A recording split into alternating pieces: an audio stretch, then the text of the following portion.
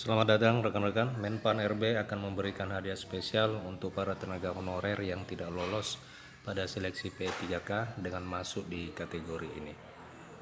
Rekan-rekan sekalian, Abdullah Azhar Anas selaku Menpan RB nampaknya akan memberikan hadiah yang spesial untuk para tenaga honorer, khususnya bagi tenaga honorer yang tidak lolos pada seleksi P3K 2023. Hal tersebut sontak menjadi kabar bahagia bagi para tenaga honorer yang memang di tahun 2023 ini tidak berhasil di seleksi P3K. Hadiah spesial yang akan diberikan oleh Menpan RB untuk tenaga honorer yang tidak lolos seleksi P3K yaitu berupa jaminan prioritas di dalam seleksi calon aparatur sipil negara tahun 2024. Menpan RB akan memprioritaskan tenaga honorer ini dengan menyediakan kuota formasi yang lebih besar. Diketahui bahwa Menpan RB akan menyiapkan kuota sebesar 80% untuk tenaga honorer yang tidak berhasil lolos pada seleksi P3K tahun 2023 yang lalu.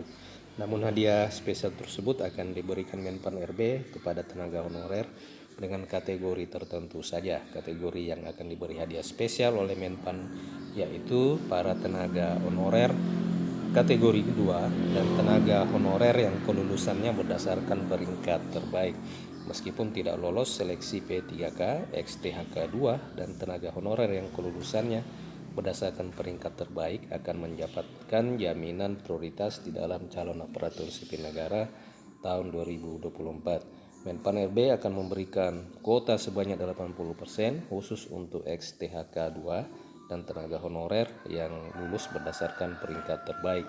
Sedangkan kuota sebanyak 20% itu akan diberikan untuk formasi umum dimanapun kelulusannya berdasarkan nilai ambang batas dan peringkat terbaik. Nah rekan-rekan sekalian, diketahui bahwa pemerintah saat ini telah menempatkan tenaga honorer yang telah mengabdi bertahun-tahun untuk diberikan afirmasi terlebih dahulu agar diangkat menjadi ASN yaitu P3K. Menpan RB mengungkap terdapat sebanyak 2,3 juta tenaga honorer dari hasil pendataan. Nah, dari 2,3 juta ini tentu pada tahun 2023 kembali berkurang oleh karena memang tahun 2023 sekitar 400.000 para tenaga honorer ini telah diangkat menjadi P3K. Data tersebut mencakup tenaga honorer sebanyak 325.000 pada instansi pusat dan 2 juta di instansi daerah. Kemenpan RB sendiri juga akan memproyeksikan sisa tenaga honorer pada tahun 2024 itu sebanyak 1,6 juta orang.